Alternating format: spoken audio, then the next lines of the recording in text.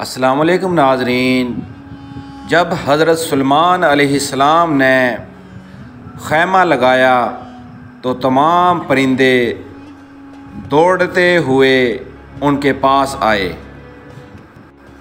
ہر پرندہ اپنے ہنر اور عقل کے مطابق اپنی تعریف کر رہا تھا۔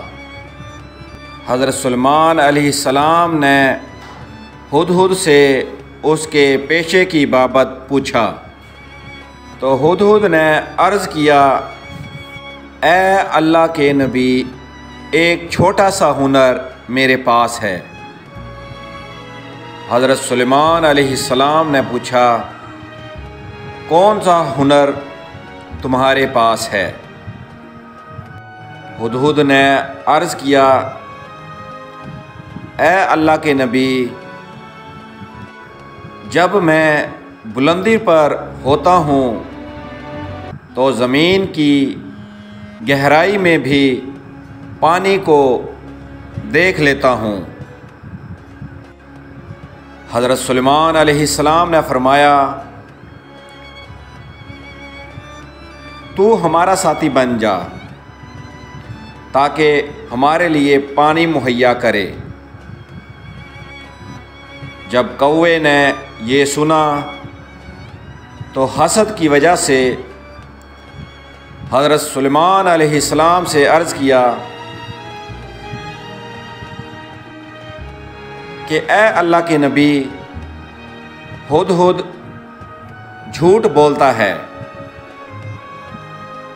اگر اس کی نظر ایسی ہوتی تو ایک مٹھی مٹی کے نیچے جال نہ دیکھ لیتی، اور یہ جال میں کیوں پھنستا؟ حضرت سلیمان علیہ السلام نے ہدہد سے فرمایا، کیا تیرے لیے جھوٹ بولنا جائز ہے؟ ہدہد نے عرض کیا، اے بادشاہ، اے اللہ کے نبی، اس فقیر کے خلاف دشمن کی بات نہ سنیے۔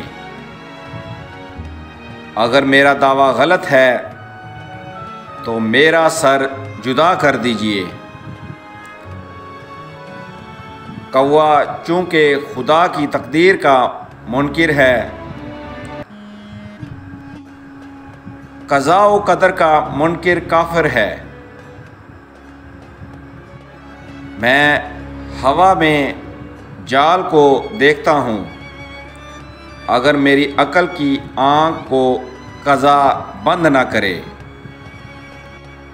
جب قضا آتی ہے عقل سو جاتی ہے۔ اگر میں قضا کے وقت جال نہیں دیکھ سکتا تو میں تنہا ہی قضا کے راستے میں بے خبر نہیں ہوں۔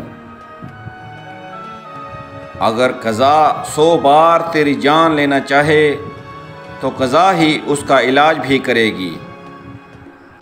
ناظرین کرام، قضاء و قدر کے سامنے تدابیر ایسی ہیں جیسے ریت کے گھروندے پانی کے کنارے ہوں۔ اسباب کو اختیار کرنا سنت ہے اور نتیجہ مالک کے حوالے کرنا قضاء و قدر ہے، اور اسی پر راضی رہنے والا کامیاب مومن ہے۔ انشاءاللہ ناظرین کرام، جلد ایک نئی ویڈیو کے ساتھ آپ کی خدمت میں دوبارہ حاضر ہوں گے۔